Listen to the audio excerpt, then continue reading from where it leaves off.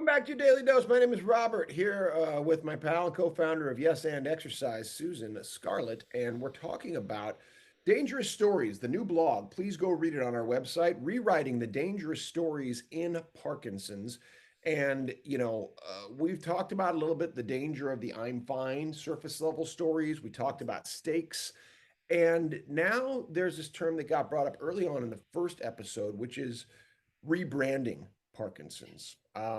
And this is where this is rich territory for me. That one of the stories of Parkinson's, uh, a dangerous story, is that it's an old white man's disease, and yet really prominent, right?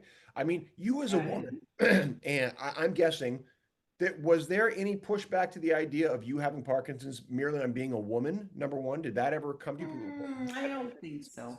okay, Not the crowd I run with. all right, very good. You have maybe more progressive, thoughtful people. That understood. People in general, however, are surprised when you are not. And I've interviewed enough people who aren't older white males with Parkinson's to know that is out there. Therefore, there is a misunderstanding of what Yeah. Parkinson's disease is. Now, I'll give another example Mhm. of that. Some people think of Parkinson's as just a tremor. This is Parkinson's. Mm. Is that a dangerous story in your estimation, Susan, to encapsulate Parkinson's as that completely? Some people never even get a tremor. Some people have some of the other 40 or 50 symptoms, and it takes years to get it diagnosed because they don't have what Dr. Parkinson said 200 and something years ago that was, it's, So yeah. So it's a pinpoint it risk. for me. What's the problem with saying this is Parkinson's? Why is that for you as a person That's with okay as long as the rest of the sentence is, and the quality of life, and then there are other symptoms like cognition and brain fog and GI stuff and anosmia and so losing your ability to speak, and Mhm. though that's all part of it. And It is, and the fact that it's progressive, this is the part that I think is left out. That if people snapshot you at a certain era, and I don't just mean you, I mean any person with Parkinson's, they can hold that in their mind and think, well, again, they're fine.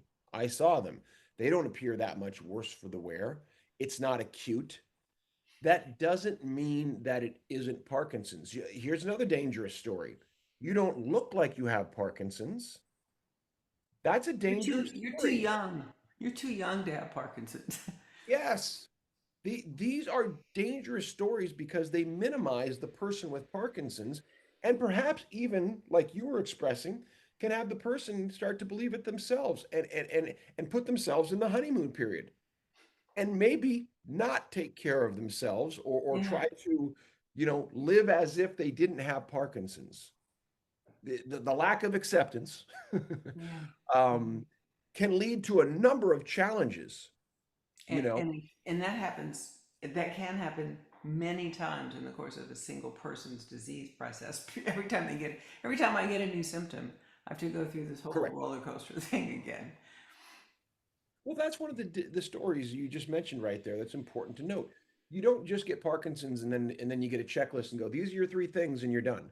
No, I mean, every day it's potentially something new, and you don't know the when or the how it's going to come, right? Yeah, I'm dealing with it right now. A different kind of pain, and hoping to get an appointment to get some help to figure it out.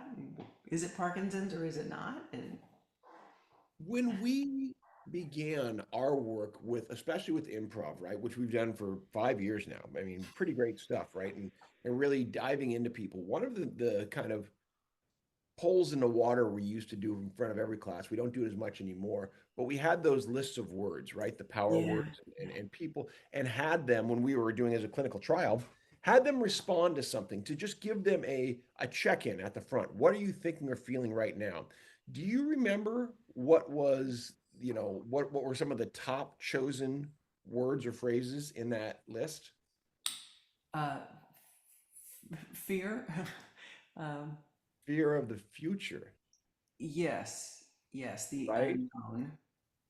Fear of Uh, the unknown, right? and when you That say trust the unknown, trust, that's a right. big ask, right? That's a huge thing. There you go. Because you're right. It was written positively and is written positively as trust the unknown.